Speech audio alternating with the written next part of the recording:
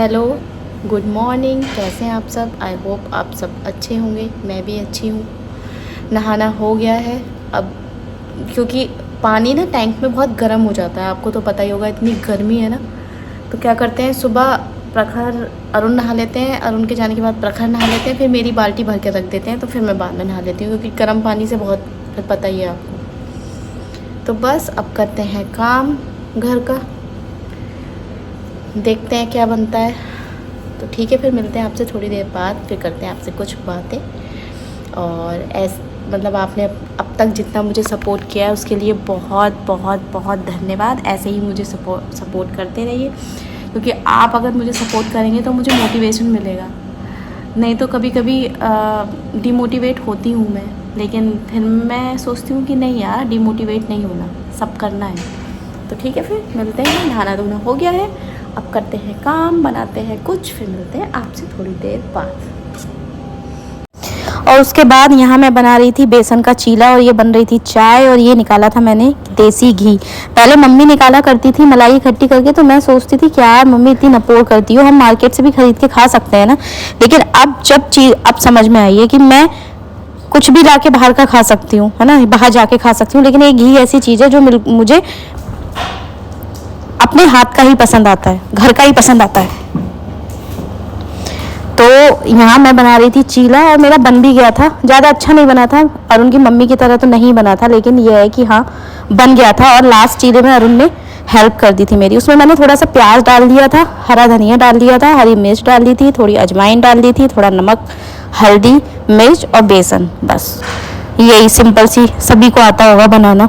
तो बस इस समय अगर मैं आपको एग्जैक्टली बताऊं क्या सोच रही थी, तो इस समय मैं ये सोच रही थी कि वो टाइम कितना अच्छा होता है ना, कि जब मम्मी बना के देती है, कोई फिक्र नहीं है शाम को क्या बनेगा, कोई फिक्र नहीं है सुबह क्या बनेगा, कोई फिक्र नहीं है टिफिन में क्या जाएगा, ये सब मम्मी करती थी, अपनी कोई रिस्पॉन्सिबिलिटी नहीं थी। लेकिन जब से खुद के ऊपर रिस्पॉन्सिबिलिटी आई है, तब से लगता है कि यार ये काम सबसे ज़्यादा टफ है।